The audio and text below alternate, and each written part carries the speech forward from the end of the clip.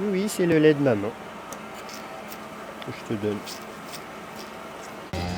Est-ce qu'elles ont des noms, tes vaches? Oui, c'est Pérégrine, Seigneur des Anneaux.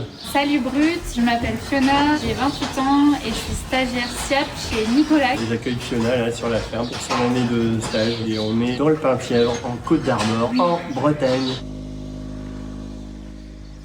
Là c'est la salle de traite, tu vois, c'est pour ça qu'il y a un panneau. Attention vache, parce qu'on n'ouvre pas la porte n'importe comment, elle passe juste derrière. Et ça peut faire des embouteillages. On va ramasser les vaches pour les traire.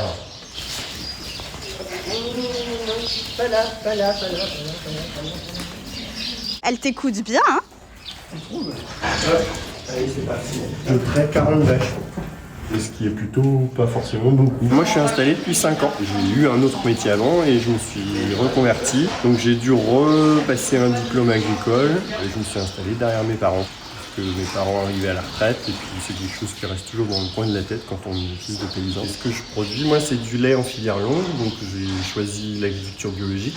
Tu disais que vous aviez besoin de gens en ce moment, pourquoi Eh particulièrement? ben, il y a plein de gens, voilà, les boomers qui arrivent à la retraite.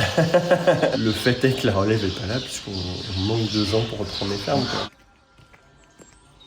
J'ai voulu changer de parcours à la fin de mon école de commerce parce que je m'y retrouvais pas. Et donc j'ai fait des expériences de woofing d'abord pour découvrir le monde agricole, plusieurs saisons de maraîchage et finalement je suis arrivée en élevage laitier.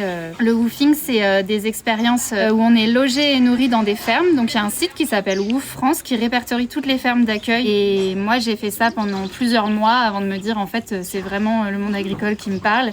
Et avec mon copain Théo on a décidé de se former à l'agriculture biologique du coup, puisque c'est ce qui correspond le plus à nos valeurs aujourd'hui. L'idée maintenant, c'est d'acquérir toutes les compétences techniques, pratiques possibles pour s'installer tous les deux en GAEC sur une ferme laitière près d'ici si possible, du coup dans les Côtes d'Armor. Je trouve que c'est quelque chose de logique en fait, de retransmettre aussi, de permettre à quelqu'un de découvrir ce réseau, de se tester, voir si c'est vraiment ça qu'il faut faire. Et il n'y a pas trop d'autres moyens, quoi. C'est comme une langue, le meilleur moyen c'est l'immersion en fait. Si personne n'accueille, ben, il n'y aura personne à venir et en ce moment on a besoin de gens.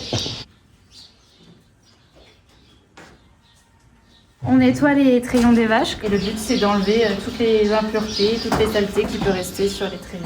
Et puis après, on les branchera pour récupérer leur lait.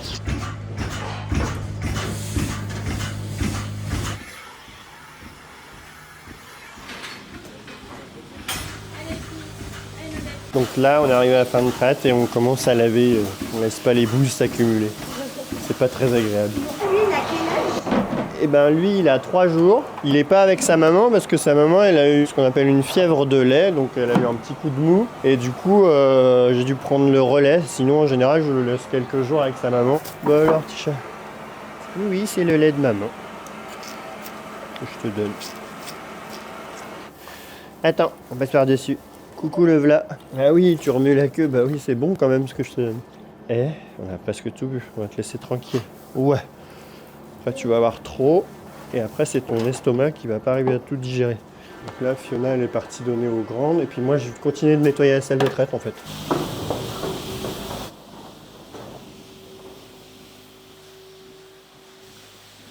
Il faut un peu le désacraliser la conduite de tracteur quand elle a jamais fait.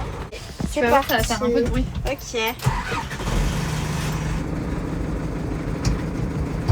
On y va. Là, on va chercher une botte de paille. On va mettre sur la pailleuse pour qu'on puisse pailler les vaches, remettre de la paille toute propre pour les vaches. Ça fait partie de mes apprentissages du moment. Le tout étant que la botte ne tombe pas en chemin, quoi. Hop là. Ouais, c'est gros quand même. C'est gros, ouais, et c'est lourd en fait sur le tracteur aussi. C'est des trucs qui te paraissent insurmontables au début, bah juste de pratiquer tous les jours, ben tu te dis c'est pas si dur en fait. Le monde agricole c'est que de la pratique. Plus tu vas faire, plus tu sauras faire. Mais il faut accepter au début que tu galères. Je sais pas trop ce que va penser Nicolas. Pour l'instant il a l'air de rien dire. C'est un vrai moment d'apprentissage là. Tout à fait. C'est pas ça que je voulais faire. Je suis désolée. C'est un travail d'équipe. Et voilà, une botte de paille dans la pailleuse. Là, il va utiliser la botte de paille fraîche qu'on a mise sur la pailleuse. Ça propulse de la paille, ouais. Tu vas voir, c'est rigolo.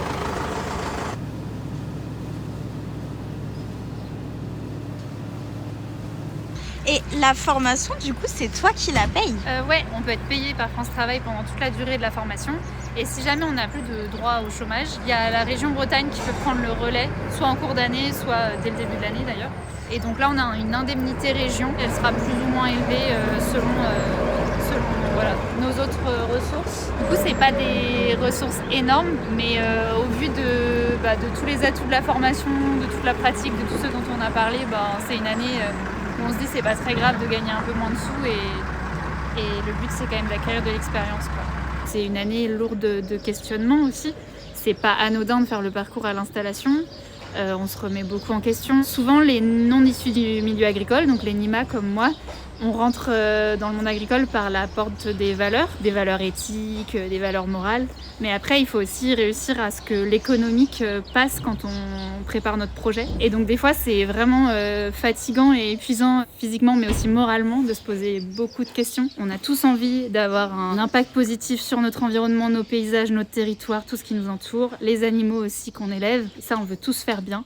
Mais par contre, après, il faut aussi trouver les curseurs pour qu'économiquement, on puisse avoir une ferme viable dans le temps. Mais justement, une année de SAP, c'est fait pour ça, quoi. C'est fait pour se poser les bonnes questions au bon moment, continuer d'acquérir des compétences pratiques au maximum. On a la chance d'avoir ce cadre pour ça, donc c'est chouette. On va voir où les vaches ont envie d'aller dès qu'il fera un peu moins mouillé. Et du coup, donc, tout ça, c'est à bientôt, toi? En fait, là, du coup, tu vois le bâtiment. Et là, on sort ici les vaches. Là, très vite, dès qu'il fait beau, elles me regardent. Elles me disent, quand est-ce qu'on sort? Quand est-ce qu'on sort? Moi, je dis, pas maintenant, parce que pour une simple raison. Là. Parce que là, on est comme ça, clairement. Si je m'enfonce comme ça, c'est pas bon, parce qu'elles, elles font entre 600 et 700 ou 800 kilos, selon les gabarits. Et elles vont défoncer tout, quoi. Dès que les sols ressuis sont un peu plus portants, un peu plus secs, elles vont ressortir à l'extérieur. Les vaches qui commencent à ressortir à l'herbe, c'est vraiment spectaculaire. C'est trop bien de les voir. Mais c'est pas très souple ou leste ou vif une vache. Et là, en fait, on découvre le côté joyeux de la vache. Et brut, tu reviens quand tu veux, quand il fait beau et que les vaches sont dehors, ce sera top. Oui, c'est le lait de maman.